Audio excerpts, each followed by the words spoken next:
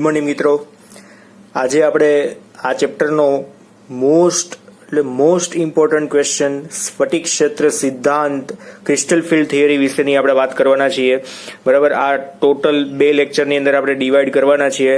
Lecture 12A અને 12B. બરાબર છે, 12B કાઉન્સમાં. હા, વળી પાછું બીજું કંઈ નવું ન વિચારવું. એટલે અહીંયા ક્રિસ્ટલ ફિલ્ડ થિયરી શું છે, સ્ફટિક ક્ષેત્ર વિભાજન શું છે, એના વિશે વાત કરવાના છીએ.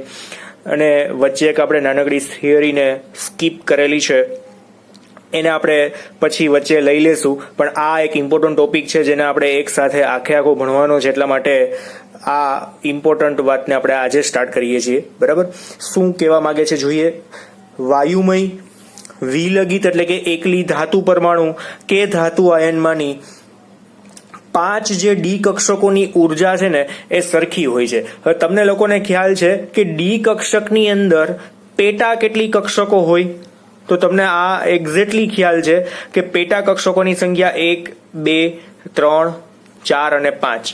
બરાબર છે, સાવ આવી ન દોરાય, પણ આપણે અત્યારે ટેમ્પરરી કે કેટલી પેટા કક્ષકો હોય છે? 5. 5ની ઉર્જા કેવી હોય છે? સરખી હોય છે.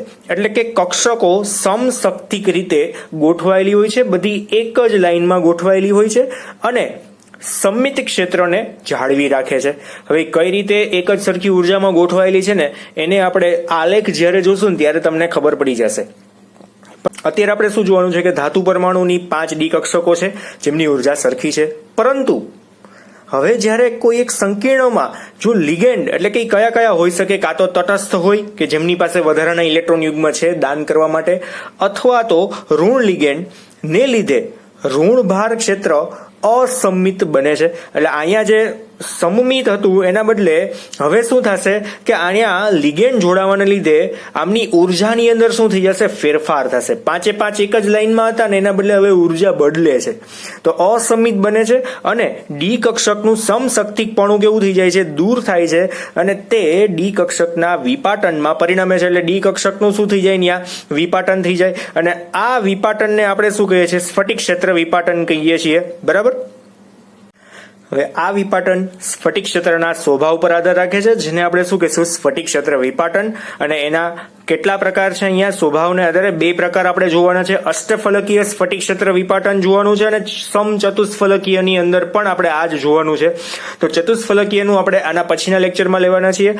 આજે જે ભણવાના છે એ અષ્ટફલકીય સંકીર્ણની અંદર સ્ફટિક ક્ષેત્ર સિદ્ધાંત આપણે ભણવાના છીએ. જોઈએ એક્ઝેક્ટલી શું વાત છે.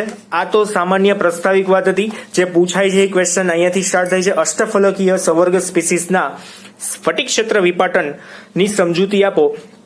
ખાસ કરીને આ ક્વેશ્ચન 3 અથવા 4 માર્ક્સની અંદર પૂછાઈ શકે છે. 3 અથવા 4 માર્ક્સની અંદર શું વાત છે? સામાન્ય વાત એમને જ જોઈએ કે અષ્ટફલકીય સવર્ગ સ્પીસીસમાં ધાતુની ડી કક્ષકોના ઇલેક્ટ્રોન અને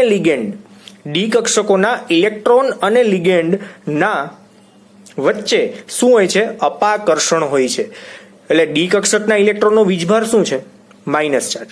બરાબર, વીજભાર શું છે? માઇનસ છે. અને ઇલેક્ટ્રોન જે લિગેન્ડના છે એનો પણ વીજભાર શું છે? માઇનસ. હવે તમને લોકોને ખ્યાલ છે કે 2 ઇલેક્ટ્રોન વચ્ચે હંમેશા શું હોય? અપાકર્ષણ જ હોય. જો એમની સ્પિન એકબીજાથી વિરુદ્ધ થાય તો જ આકર્ષણ જોવા મળી શકે. ખાસ જોઈએ, આવું અપાકર્ષણ ધાતુની ડી કક્ષકોની લિગેન્ડથી દૂર હોય તેના કરતા લિગેન્ડની દિશા તરફ હોય ત્યારે વધારે હોય છે. આ શું કહેવા માંગે છે? ફરી પાછું એક વખત જોઈએ. આ અપાકર્ષણ જે છે એ ડી કક્ષકોની લિગેન્ડથી દૂર હોય તેના કરતા લિગેન્ડની દિશામાં હોય ને ત્યારે વધારે હોય. એટલે કે આપણે એમ કહીએ કે ડી કક્ષકના ઇલેક્ટ્રોન છે એની નજીકમાં, એની સામે જ જો લિગેન્ડના ઇલેક્ટ્રોન હોય તો અપાકર્ષણ વધારે હોય, પણ એનાથી સાઈડમાં હોય તો શું થઈ જાય? અપાકર્ષણ ઓછું થઈ જાય. બરાબર, તો એ કઈ રીતના અહીંયા જોવાનું છે ને એ ખાસ જોઈએ કે જોવો જોઈએ. અહીંયા DXY એવું મેં લખેલું છે. તમને લોકોને ડી પેટા કક્ષકો છે, ડી જે કક્ષક છે એની પેટા કક્ષકો છે એના બંધારણ ખબર છે? ચેપ્ટર નંબર કયું આવશે ત્યાં? બીજું, 11મા ધોરણનું યાદ છે ને? તો વાંધો નહીં, જોઈ લેજો ફરી પાછું. હવે એનો ખાસ ઉપયોગ છે કે એ બંધારણોનો ઉપયોગ આપણે ક્યાં કરવાના હતા, તો ડી કક્ષક અહીંયા આપણે દોરેલી છે એક્સ વાય, અને આ કઈ આવશે અહીંયા ઝેડ આવશે. એક્સ વાય ઝેડ ની અંદર આ સમજી લો કે લિગેન્ડના ઇલેક્ટ્રોન છે અને આ છે ડી કક્ષકના અહીંયા ઇલેક્ટ્રોન છે. તો લિગેન્ડ અને ડી કક્ષકના ઇલેક્ટ્રોન વચ્ચે ખાસો એવો તફાવત છે, જો એકબીજાથી દૂર ગોઠવાયેલા છે. મેં એક્ઝેક્ટ લખ્યું છે કક્ષકો અક્ષની વચ્ચે ગોઠવાયેલી છે, કે લિગેન્ડની જે કક્ષકો છે અક્ષની વચ્ચે ગોઠવાયેલી હોય તો ત્યાં અપાકર્ષણ કેવું હશે, ઓછું. આ કઈ દોરેલી છે D X Y, same as અહીંયા દોરેલી છે ડી વાય ઝેડ. આની અંદર પણ એવું જ છે. શું આવશે, કક્ષકો છે અક્ષની વચ્ચે ગોઠવાયેલી છે. આ કક્ષકો છે એ આ ઝેડ એક્સ અને વાય, આ એક્સ કક્ષક અહીંયા કઈ આવશે, આ એક્સ અને વાય ની વચ્ચે ગોઠવાયેલી છે, same as D Z X છે. એની અંદર પણ શું થશે, કંઈક આવું જ જોવા મળે છે, બરાબર. આનું નામ એક આપેલું છે T2G, DXY, DYZ, DZX ને કંઈક અલગ રીતે કહે છે T2G. T2G નો મિનિંગ હમણાં આપણે આગળ જોશું, આલેખ જોશું ત્યારે તમને થોડીક વધારે ડિટેલમાં ખબર પડશે. અને આને કહે છે EG, આ dx square minus Y square છે અને dz સ્ક્વેર છે. આ બેની અંદર જોડમાં શું જોવા મળે છે કે જે અક્ષ છે એને લંબ રૂપે, એટલે એની ઉપર જ આ લિગેન્ડની કક્ષકો જોડાયેલી છે. અહીંયા શું લખ્યું છે, કક્ષકો અક્ષને લંબ રીતે ગોઠવાયેલી હોય છે, બરાબર. આમાં બેમાં ચેન્જીસ જ આ છે. જો આમાં શું છે, વચ્ચે ગોઠવાયેલી છે, અને આમાં શું છે, અક્ષની ઉપર જ કક્ષકો ગોઠવાયેલી છે. ઇટ મીન્સ આના બેના પાર્ટીશન જુદા જુદા પડ્યા છે. આ ત્રણને આપણે કહેશું T2G, ટ્રિપલી ડી જનરેટેડ, અને આને કહેશું EG, equally degenerated. Degenerated નો મિનિંગ શું, કે આ બંનેની ઉર્જા કેવી હશે, સમાન હશે. આ ત્રણની ઉર્જા કેવી હશે, સમાન હશે. ટ્રિપલી ઇટ મીન્સ ત્રણેયની ઉર્જા સમાન છે. અહીંયા ઇક્વલી એટલે બંનેની ઉર્જા અહીંયા સમાન છે, બરાબર. આટલી વાત અહીંયા જોવાની છે. હજુ આગળ વધી આની અંદર શું કહેવા માંગે છે કે આમ ધાતુની ડી કક્ષકો એટલે કઈ DXY, DYZ, DZX, DX square minus Y square, પછી DZ સ્ક્વેર, જે કેવી છે, સમશક્તિક રીતે ગોઠવાયેલી હોય તે લિગેન્ડના જોડાવાથી તેમનું સમશક્તિકપણું શું કરી નાખે છે, ગુમાવે છે. મેં પહેલા જ કીધું શું કામ એને સમશક્તિકપણું ગુમાવે, કેમ કે લિગેન્ડનો ચાર્જ પણ, લિગેન્ડની અંદર જે ઇલેક્ટ્રોન છે એનો ચાર્જ પણ નેગેટિવ છે, અને ડી કક્ષકના ધાતુના જે પોતાના ઇલેક્ટ્રોન છે એનો ચાર્જ પણ નેગેટિવ છે. બેની વચ્ચે શું થઈ જાય, અપાકર્ષણ થાય. સિમ્પલ છે ને, કે આમ દાખલા તરીકે એક મેટલ સાથે એક લિગેન્ડ જોડાય તો બંનેના ઇલેક્ટ્રોનનો ચાર્જ કયો હોય, માઇનસ જ હોય. તેમની વચ્ચે અપાકર્ષણ તો થવાનું જ છે, પણ એ અપાકર્ષણની માત્રા જુદી જુદી હોય છે. કઈ કઈ કક્ષકોમાં જુદી હોય છે મેં તમને હમણાં જ બતાવ્યું કે આ જે ત્રણ કક્ષકો હતી એની અંદર અપાકર્ષણની માત્રા ઓછી હોય, એટલે કે આ કક્ષકોની અંદર જો ઇલેક્ટ્રોન લિગેન્ડના આવતા હોય તો ઓછી હોય, આની અંદર શું હોય, વધારે હોય, બરાબર. હજુ આની અંદર ડિટેલમાં જઈએ કે જેમાં મેં પાર્ટીશન પાડીને હમણાં જે કીધું એ આપ્યું છે અહીંયા dx square minus Y square અને dz સ્ક્વેર, એટલે કે કઈ કક્ષકો અહીંયા આવશે, EG કક્ષકો જે લિગેન્ડની દિશામાં ગોઠવાયેલ છે, હમણાં જોયું ને લંબ રૂપે ગોઠવાયેલ છે, તેમાં વધુ અપાકર્ષણ દર્શાવે છે. આ ખાસ તેમાં શું આવશે, EG માં વધુ અપાકર્ષણ. તેથી એનું વિપાટન થાય, ઉર્જાની અંદર તફાવત આવે તો એ ક્યાં જશે, ઊંચી ઉર્જા ધરાવતી કક્ષામાં. અને અહીંયા જોઈએ શરૂઆતમાં આ ઉર્જા સ્તરની વાત કરેલી છે કે અહીંયા નીચી ઉર્જા ધરાવતી ભાગ છે, જેમ જેમ ઉપર તરફ જાય એમ ઉર્જા કેવી થતી જાય છે, ઇન્ક્રીઝ થતી જાય છે. તો અહીંયા સૌ પ્રથમ અહીંયા 5 લીટી કરી છે. એનું કારણ શું, કે ડી કક્ષકની પેટા કક્ષકોની 5 લીટી કરેલી છે. તમને ગમે એટલી નથી કરવાની. હા, વળી પાછું એવો વિચાર આવે કે આમાં કેટલી લીટી કરવી, ઓછી કરીએ કે વધારે કરીએ. અમે જોઈએ છીએ પેપરની અંદર લોકો પોતાની રીતે લીટીઓ કરી નાખે છે, 6-7 મજા આવે એટલી કરી નાખવાની. એવું નથી હોતું.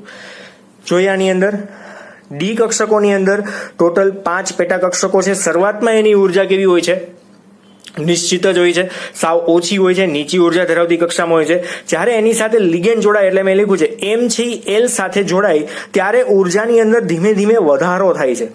ઉર્જાની અંદર કઈ ઉર્જાની અંદર વધારો થાય, અપાકર્ષણની અંદર વધારો થવાને લીધે એની ઉર્જામાં શું થાય છે, વધારો. ધીમે ધીમે શું થશે કે હવે આ ત્રણ જે છે ને અષ્ટફલકીય હોય ને, તો એની અંદર આ જે 3 છે એની ઉર્જામાં શું થશે, ધીમે ધીમે ફરી પાછો ઘટાડો થશે. અને બાકીની જે 2 છે, એટલે કઈ 2, dx square minus Y square અને dz સ્ક્વેર, એની ઉર્જામાં શું થશે, વધારો થશે. શું કામ એને વધારો, કેમ કે અપાકર્ષણ વધારે દૂર જશે, અપાકર્ષણ ઓછું, વધારે નજીક આવશે, ઉર્જામાં શું થશે, ઘટાડો થશે. ખાસ શબ્દો યાદ રાખવો, અપાકર્ષણ વધારે થશે, ઉપર જશે, ઉર્જા મેળવીને અપાકર્ષણ ઓછું થશે, ઉર્જા મેળવશે નહીં પણ ઉર્જા ગુમાવીને કેટલી, તો અહીંયાથી અહીંયા સુધીની જે મેળવેલી છે એટલી જ ગુમાવીને ક્યાં જશે, નીચે જશે, એટલે ધરા અવસ્થામાં જશે, ગ્રાઉન્ડ સ્ટેટ અને એક્સાઇટેડ સ્ટેટ. બરાબર. તો અહીંયા શું આવશે, આ એક ખાસ કે ભાઈ અહીંયા શું હતું, એમ અને એલ સાથે જોડાય ત્યારે જે ઉર્જા છે એની અંદર જે વિપાટન થાય છે, તો આ એક સમશક્તિક સ્તર છે. એમાં 2/5 ડેલ્ટા ઓ જેટલો T2G ની અંદર ઘટાડો થાય છે. 2/5 ડેલ્ટા ઓ જેટલો T2G માં ઘટાડો, 3/5 ડેલ્ટા ઓ જેટલો આની ઉર્જામાં શું થાય છે, વધારો. કોની ઉર્જામાં, EG ની ઉર્જામાં. એટલે અહીંયા અષ્ટફલકીય સ્ફટિક ક્ષેત્રમાં ડી કક્ષકોનું વિપાટન જે છે, વિપાટનને વિભાજન કોઈ પણ કહી શકાય, સ્પ્લિટિંગ ઇંગ્લિશમાં કહેવાય. એટલે બહુ કઈ ખાસ નવા શબ્દો નથી. વિપાટન એ અલગ જ સમાનાર્થી શબ્દ લાવ્યા છે, પણ આપણે વિભાજન બોલીએ તો પણ ચાલશે, પણ લખતી વખતે ખાસ યાદ રાખો, વિપાટન લખીએ તો ગુજરાત બોર્ડના પેપર ચેકરને થોડીક મજા આવે, બીજું કંઈ નથી. બાકી સમજૂતી તો બહુ સિમ્પલ છે. વિપાટન એટલે વિભાજન, ઇંગ્લિશમાં એને કહેશું આપણે સ્પ્લિટિંગ. બરાબર, બહુ સહેલી વાત છે. અહીંયા તો અહીંયા હજુ એક લાઈન બાકી રહી ગઈ છે. જ્યારે DXY, DYZ, DZX જેને આપણે કહીએ છીએ ટોટલી T2G કક્ષકો, તો આ અક્ષની વચ્ચે ગોઠવાયેલ હોય છે, તેમાં ઓછું અપાકર્ષણ હોય છે, તેથી એ નીચી ઉર્જા ધરાવતી કક્ષકો છે. એટલે કે નીચી ઉર્જા ધરાવતી કક્ષક તરીકે અહીંયા સ્થાન પ્રાપ્ત કરે છે. એટલે કેટલી, તો પેલા હતી એટલી ને એટલી.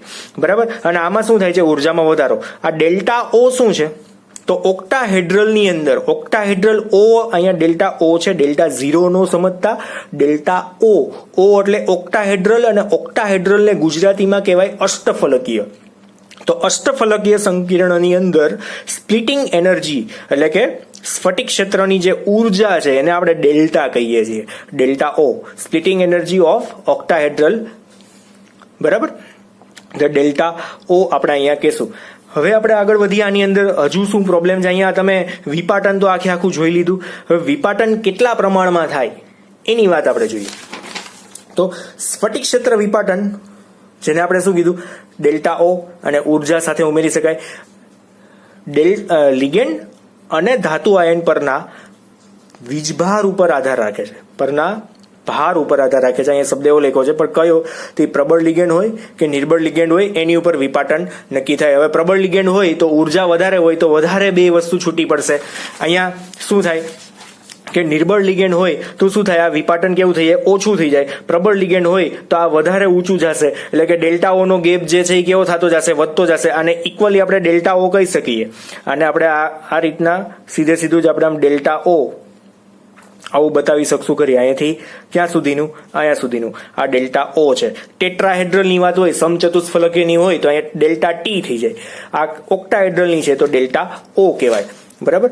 તો અહીંયા સ્ફટિક ક્ષેત્ર વિપાટન લિગેન્ડ અને ધાતુ આયન પરના ભાર પર આધાર રાખે છે.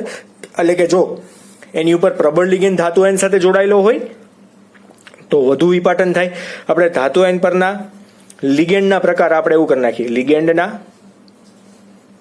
પ્રકાર. નિર્બળ લિગેન્ડ હોય તો વિપાટન કેવું થઈ જાય, ઓછું થઈ જાય, એટલે કે વિભાજન ઓછું થઈ જાય. તો હવે પ્રબળ અને નિર્બળ આપણે કઈ રીતના ગોતવાનું, તો મેં તમને VBT ની અંદર એક્સ્ટ્રા પોઈન્ટ તરીકે શીખવાડ્યું હતું. જે VBT નો પાર્ટ નહોતો છતાંય આપણે VBT માં ભણ્યા. તેનું કારણ હતું કે આપણે અમુક એક્ઝામ્પલને સોલ્વ કરવા હતા. એટલે ખાસ યાદ રાખવાનું છે, એ VBT નો પાર્ટ નહોતો, એ CFT નો પાર્ટ હતો. CFT એટલે ક્રિસ્ટલ ફિલ્ડ થિયરી. અત્યારે જે આપણે ભણીએ છીએ, શું વાત હતી કે પ્રબળ અને નિર્બળ લિગેન્ડ નક્કી કરવા માટે પ્રબળતામાં વધારા પ્રમાણે આપણે લિગેન્ડને ક્રમવાર શ્રેણીમાં નીચે પ્રમાણે દર્શાવી શકીએ. આ જ લાઈન મેં આખી ત્યાં લખેલી હતી, જેને મેં કીધું હતું સ્પેક્ટ્રોકેમિકલ સિરીઝ. જ્યાં લખ્યું છે સ્પેક્ટ્રોકેમિકલ સિરીઝ. બરાબર. અને આ સિરીઝ મેં તમને 10 વાર લખીને પાકી કરવાની કીધી હતી, જે તમારે 100% કરવી જ પડશે. અને MCQ પૂછાય છે, આવડશે જ જો આ પાકી કરશો તો. બરાબર. આના વગર ઘણા બધા MCQ નું સોલ્યુશન નથી થતું, એટલે આને જરાય લાઇટલી લેતા નહીં. બરાબર. ત્યાર પછીની વાત શું હતી, તો ડી કક્ષકમાં 3 ઇલેક્ટ્રોન સુધી, હવે આ લાસ્ટ પોર્શન જો આ થિયરીનો, કે ડી કક્ષકમાં 3 ઇલેક્ટ્રોન સુધી કક્ષકોને આપણે હુન્ડના નિયમ મુજબ એકાકી T2G કક્ષકમાં ભરી શકીએ છીએ. પરંતુ જો ચોથો ઇલેક્ટ્રોન હોય ને તો 2 સંભાવના ઊભી થાય છે.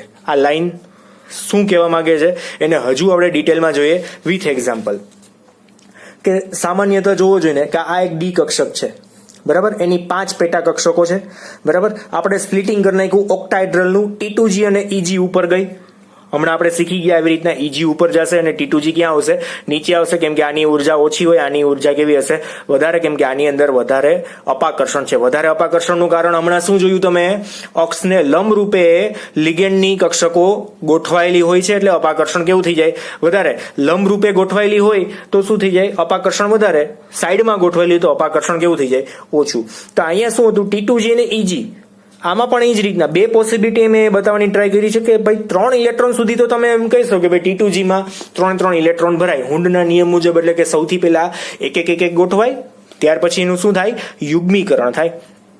પણ પ્રોબ્લેમ અહીંયા શું આવે કે ચોથો ઇલેક્ટ્રોન, જો 3 સુધી તો મેં અહીંયા એકલા ભરી દીધા છે, હવે ચોથો ઇલેક્ટ્રોન ભરવો હોય તો ક્યાં જશે?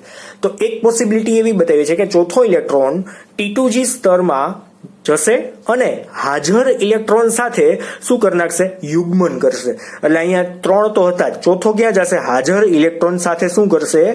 યુગ્મન કરે છે. એટલે આ પોસિબિલિટી એક આપી છે. બીજી પોસિબિલિટી શું આપી કે સ્પ્લિટિંગ થઈ ગયા પછી ચોથો ઇલેક્ટ્રોન આના બદલે ઊંચી ઉર્જા ધરાવતી કક્ષક, એટલે યુગ્મીકરણ ઉર્જાનો ઉપયોગ નહીં કરે. અહીંયા જે યુગ્મીકરણ કરવું છે તો કંઈક ઉપયોગ તો કરવો પડશે ને ઉર્જાનો. બરાબર, આ કેમ કે 3 જણા ઘરમાં રહેતા હતા, ચોથો આવે તો હવે બધાને એડજસ્ટ કરવું પડે. એના બદલે આમાં શું થાય કે ચોથો આવ્યો, અલગથી રૂમ આપી દીધો. બરાબર, બે પોસિબિલિટી અહીંયા આપણે જોઈએ છે કે ચોથો ઇલેક્ટ્રોન યુગ્મન માટે ઉર્જા ઉપયોગ કર્યા વગર ક્યાં ગોઠવાઈ જાય છે? EG માં, કે ભાઈ હું મારી રીતે હોટલમાં વહી જાઉં છું એવું કહી દે. ઇટ મીન્સ એવું થઈ ગયું ને, યુગ્મન માટેની ઉર્જાનો ઉપયોગ કરવો પડ્યો નહીં. તો આ બેની અંદર જે ડિફરન્સ છે એ શું કહેવા માંગે છે એ આપણે ખાસ જોઈએ. તો ડેલ્ટા ઓ ને આપણે શું કહેવાનું છે? વિપાટન ઉર્જા. અષ્ટફલકીય સંકીર્ણ માટે વિપાટનની જે ઉર્જા છે એને આપણે ડેલ્ટા ઓ કહીએ છીએ. O એટલે ઓક્ટાહેડ્રલ છે અને P એટલે આપણે કહેશું યુગ્મીકરણ ઉર્જા. P અથવા તો ρ પણ કહે છે આને. બરાબર, તો આ બે સમજૂતી ખાસ લેવાની છે. અને ડેલ્ટા ઓ શું છે? આ બે વચ્ચેનો જે એનર્જીનો ગેપ છે એ ગેપ છે. એનર્જી, ઉર્જાનો તફાવત, આ બે વચ્ચેનો ઉર્જાનો તફાવત. P એટલે શું? તો યુગ્મીકરણ કરવા માટેની ઉર્જા. તો આપણે ખાસ જોવાનું છે શું કે જો ડેલ્ટા ઓ એટલે કે વિપાટન ઉર્જા યુગ્મીકરણ ઉર્જા કરતા વધારે હોય તો વિપાટન ઉર્જા એ યુગ્મીકરણ ઉર્જા કરતા વધારે હોય એટલે કે એનું મિનિંગ શું થઈ ગયું કે યુગ્મીકરણ ઉર્જાનું મૂલ્ય ઓછું છે. ઉર્જાનું મૂલ્ય ઓછું છે તો ફટાફટ શું કરવાનું હોય? યુગ્મીકરણ જ કરાય ને. ઓછી ઉર્જામાં યુગ્મીકરણ થતું હોય તો આપણે શું કરવું પડે? ચોથા ઇલેક્ટ્રોનને T2G ની અંદર મિક્સ કરી દો એટલે T2G 4 થઈ જાય ને EG શું થઈ જાય? 0 થઈ જશે. જેથી શું કહેવાય? જેથી લિગેન્ડ કેવું દર્શાવે છે? પ્રબળ ક્ષેત્ર ઉત્પન્ન કરે છે. એટલે આપણે જે ઓલામાં વાત કરી હતી શરૂઆતમાં VBT-માં કે પ્રબળ ક્ષેત્ર હોય તો ભ્રમણ કેવું હોય? નીચું ભ્રમણ હોય. એટલે અહીંયા લખ્યું છે નિમ્ન ભ્રમણ સંકીર્ણ. અને નીચું ભ્રમણ હોય તો હંમેશા યાદ રાખવું કે ડી કક્ષક આગળ હોય અને અષ્ટફલકીય છે તો સંકરણ કેવું બને? D2sp3. બરાબર છે. એટલે અહીંયા જેથી લિગેન્ડ પ્રબળ ક્ષેત્ર ઉત્પન્ન કરે છે અને ભ્રમણ કેવું હશે? નિમ્ન ભ્રમણ સંકીર્ણ બનશે અને એનો સંકરણ જાણ ખાતર આ એક્સ્ટ્રા છે D2sp3 સંકરણ બનશે. મિત્રો આમાંથી પણ MCQ પૂછાય છે, ખાસ યાદ રાખજો. Delta O greater than P તો શું થશે? Delta O greater than P તો T2G4 ચોથો ઇલેક્ટ્રોન ત્યાં યુગ્મીકરણ દર્શાવશે, પ્રબળ ક્ષેત્ર હશે અને નિમ્ન ભ્રમણ હશે. આટલી વસ્તુને તમારે 4 ને યાદ રાખવાની છે. એનાથી opposite delta O less than P એટલે કે ચોથો ઇલેક્ટ્રોન. ઇટ મીન્સ કે શું અહીંયા વાત થઈ? યુગ્મીકરણ ઉર્જા વધારે છે, ભેગા રહેવા માટેની ઉર્જા વધારે છે તો ભાઈ હોટલમાં વહી જાવ, એના જેવી વાત છે. ભેગા રહેવા માટેની ઉર્જા વધારે છે તો બહાર નીકળી જાવ. ઇટ મીન્સ કે T2G 3 એમનેમ રહેશે. EG ક્યાં થઈ જશે? EG માં 1 ઇલેક્ટ્રોન જશે, ઊંચી ઉર્જા ધરાવતી કક્ષામાં 1 ઇલેક્ટ્રોન જતો રહેશે. એટલે અહીંયા આપણે શું કહેશું? જેથી લિગેન્ડ નિર્બળ ક્ષેત્ર ઉત્પન્ન કરે છે અને ભ્રમણ કેવું હશે? જો નિર્બળ લિગેન્ડ હોય તો ભ્રમણ હંમેશા ઊંચું હોય, નિર્બળ હોય તો ભ્રમણ ઊંચું. અને ઊંચું ભ્રમણનો મિનિંગ શું? કે S કક્ષક આગળ હોય. નીચા ભ્રમણની અંદર શું હતું? D કક્ષક આગળ હતી. ઊંચા ભ્રમણની અંદર S કક્ષક આગળ આવશે તો sp3 D2. અષ્ટફલકીય હોય તો આ બે જ સંકરણ આપણી પાસે હાજર છે. આના સિવાય તમારે નવું કોઈ વિચારવું નહીં. ઘણા લોકોએ કોમેન્ટમાં મને પૂછ્યું હતું કે સર D3sp2 સંકરણ ન થાય. તો મેં તમને પહેલા જ VBT થિયરી આપણે જ્યારે ભણ્યા એના બીજા મુદ્દામાં જ કીધું હતું, સવર્ગાંક 4 હોય તો DsP2 અથવા તો sp3 સંકરણ હોય, સવર્ગાંક 6 હોય તો D2sp3 અથવા તો sp3 D2 સંકરણ હોય. આના સિવાયનું તમને વિચાર આવે તો એના માટે તમારે શોધ કરવી પડશે. પાછળ ડોક્ટરેટ લાગે ને એ. બાકી તો આમાં કાંઈ થાય એમ નથી, બરાબર. એટલે અહીંયા સુધી આ થિયરી છે. આપણે શું ભણ્યા આખે આખું કે ભાઈ સૌથી પહેલા શું હોય કે મેટલ આયન છે એ સમશક્તિક સ્તરમાં ગોઠવાયેલો છે, એની સાથે કોઈ ગોઠવાયેલ નથી. જ્યારે લિગેન્ડ આવે ને ત્યારે એની ઉર્જામાં તફાવત થાય, અને અષ્ટફલકીય સંકીર્ણ હોય તો T2G ની ઉર્જામાં ઘટાડો થાય, EG ની ઉર્જામાં શું થાય, વધારો થાય. સમચતુષ્ફલકીય હોય છે ને ત્યારે આનાથી ઊંધું થાય છે એક્ઝેક્ટલી. T2G ની ઉર્જામાં વધારો થાય, EG ની ઉર્જામાં ઘટાડો થાય. એના વિશે આપણે કાલના લેક્ચરમાં જોવાના છીએ. મીન્સ તમને અહીંયા સુધીની આઈ થિંક ખબર પડી ગઈ છે. પાછળનો જે પોઈન્ટ મેં તમને કીધો હતો આને તમારે ખાસ યાદ રાખવાનો છે, બરાબર. અને ઇલેક્ટ્રોકેમિકલ જે સિરીઝ છે આ સિરીઝને હજુ જો પાકી ન કરી તો કરી નાખજો, કેમ કે કાલે આપણે MCQ બેઝ ક્વેશ્ચન પણ આના થોડા ઘણા જોવાના છીએ કે કયા કયા પ્રકારના ક્વેશ્ચન પૂછાઈ શકે તો તમને આવડી શકે, બરાબર. એટલે MCQ નથી શીખવાના, પણ થિયરી હું તમને કહેવાનો છું કે આની અંદરથી કઈ રીતે પ્રશ્ન પૂછાય છે અને આપણે એને થિયરી બેઝમાં જોશું, બરાબર. અને જે ટેક્સ્ટ બુકમાં આઈ થિંક નહીં હોય, થોડુંક એક્સ્ટ્રા હશે. ખાસ આ CFT ને ખાસ જોજો. અને આપણે એક વચ્ચેનો ટોપિક બાકી રહી ગયો છે લિમિટેશન્સ, તો એને આપણે એના પછીના આગળના લેક્ચરમાં જોશું. સંયોજકતા બંધન સિદ્ધાંતની મર્યાદાઓ જે છે, limitations of valence bond theory, આ હું તમને વચ્ચે ક્યાંક લખાવી દઈશ, સમજાવી દઈશ, કેમ કે બહુ ખાસ ઇમ્પોર્ટન્ટ નથી, બરાબર. અને ખાસ હા કહેવાનું, ટેક્સ્ટ બુકની અંદર જે 9.7 એક્ઝામ્પલ હતું એ તમારા હોમવર્કમાં છે, એટલે ખાસ જાતે કરી નાખજો, તમને આવડતું જશે એટલા માટે જ દીધું છે હોમવર્કમાં. અને CFT ને લાઇટલી જરાય લેવાની નથી. અષ્ટફલકીય સંકીર્ણ માટે આ થિયરી તમારે પરફેક્ટ કરવાની છે. આ થિયરી આપણે વચ્ચે ટાઈમ મળશે ત્યારે જોઈ લેશું, બરાબર. આજે અહીં સુધી રાખીએ. Thank you.